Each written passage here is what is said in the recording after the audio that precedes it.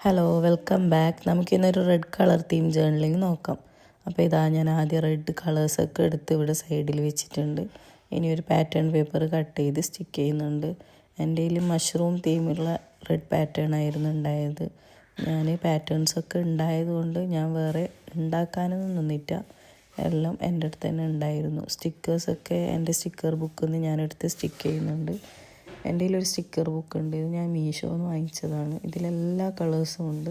പിന്നെ എൻ്റെ കയ്യിൽ കവായി സ്റ്റിക്കേഴ്സിൽ റെഡ് കളർ ഷെയ്ഡ് വരുന്ന കവായി സ്റ്റിക്കേഴ്സൊന്നും ഇല്ല. അതുകൊണ്ട് തന്നെ സ്റ്റിക്കർ ബുക്കിൽ നിന്നാണ് ഞാനിതൊക്കെ എടുത്ത് സ്റ്റിക്ക് ചെയ്തിട്ടുള്ളത്.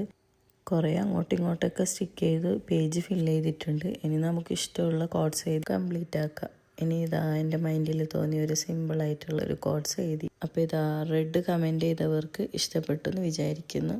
അപ്പോൾ എങ്ങനെ സബ്സ്ക്രൈബ് ചെയ്യല്ലോ, ആ ലൈക്കും അടിച്ചേക്ക്. പിന്നെ കമൻ്റ് ഇടാൻ മറക്കണ്ട. എന്തേലും എഴുതിക്കോ, വായിക്കാലോ. ഒരു രസമല്ലേ കമൻ്റൊക്കെ വായിക്കാൻ. അപ്പോൾ ഓക്കെ, ബായ്.